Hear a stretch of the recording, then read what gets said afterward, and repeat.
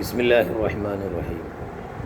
കരയണം, കരഞ്ഞുകൊണ്ടിരിക്കണം അള്ളാഹുവിനെയോർത്ത്. എന്നാൽ അർശിൻ്റെ തണലാണ്. കരയാനുള്ള കണ്ണ് നമുക്കുണ്ട്. വമൻ ദാക്കറ റബ്ബൽ മുഹൈമീന ഖാലിയ, മുഹൈമിനായ അള്ളാഹുവിനെ ഓർക്കുന്നയാൾ ഖാലിയൻ, തനിച്ചിരുന്ന് മറ്റൊരു ശല്യങ്ങളൊന്നുമില്ലാതെ അള്ളാഹു എന്ന ചിന്തയിൽ ഇരുന്ന് കരയുന്ന മനുഷ്യൻ, അവന് അർശിൻ്റെ തണല. ഞമ്മക്കും കരയാനൊക്കെ കഴിച്ചു ഞമ്മക്ക് ആലോചിക്കുകയാണെങ്കിൽ. അങ്ങനെ ഫഫാലത്ത് ബിഹി ഐനാഹു ഖൗഫന ഖാലി, ഏകനായിരുന്നു കൊണ്ട് അള്ളാഹുവിനെ ഓർത്ത് അവൻ്റെ രണ്ട് കണ്ണുകളും ഇങ്ങനെ ഒഴുകി.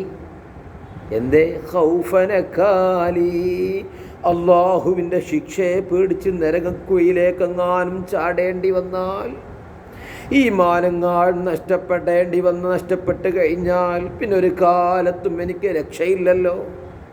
ഒരാളെ കൊണ്ടും നമ്മളെ സഹായിക്കാൻ കഴിയില്ല.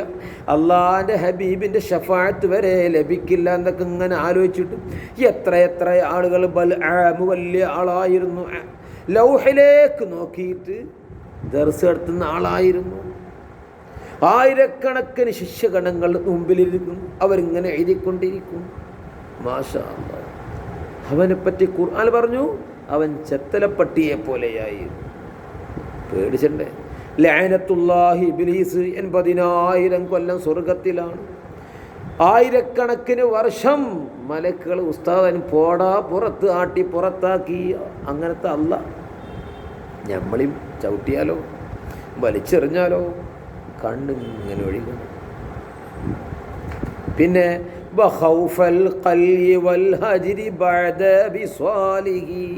അള്ളാഹുവിലേക്ക് വിസ്വാലായതിൻ്റെ ശേഷം ഹജ്ർ വരുമോ, വെറുപ്പ് വരുമോ എന്ന് പേടിച്ചിട്ട് കരയുക. എൻ്റെ റബ്ബിനെ എനിക്ക് കിട്ടി, എൻ്റെ റബ്ബ് എൻ്റെ മോശപ്പെട്ട പ്രവർത്തനങ്ങളെ കൊണ്ട്, മോശപ്പെട്ട ചിന്തകളെ കൊണ്ട് എന്നോട് ഹജ്റിലാവുമോ എൻ്റെ റബ്ബ് എന്ന് പേടിച്ച് കരയുക. വശൗകൻ ഇലാ റുയാ ജമാലി ജലാലി, ജലാലായ അള്ളാഹുവിൻ്റെ ആ ജമാലിനെ കാണാനുള്ള ഷൗക്കിന് വേണ്ടി വേണ്ടാവുമല്ലോ. എൻ്റെ റബ്ബിനെ കാണണം, സ്വർഗത്തിലെത്തണം, ലിഖാ അനുഭവിക്കണം. ഇത് എന്ന് ആ ഷൗക്കായിട്ട് കരയുക. അങ്ങനെ കരഞ്ഞ് കണ്ണുനീർ ധാരധാരയായി ഒഴുക്കിയാൽ എന്താ കിട്ടുക? അർശിൻ്റെ തണല്. മാഷാ അല്ലാഹ്. നമ്മൾ കരയും. എന്ത്? ഐഹികമായ ജീവിതത്തിൽ ചില്ലി പ്രശ്നങ്ങൾക്ക് വേണ്ടി നമ്മൾ കരയും. അത്രേ അന്തം നമുക്കുള്ളൂ. അള്ളാഹുവേ, നിന്നെയോർത്ത് കരയുന്ന കണ്ണ് ഞങ്ങൾക്ക് നൽകണേ അല്ലാഹ്.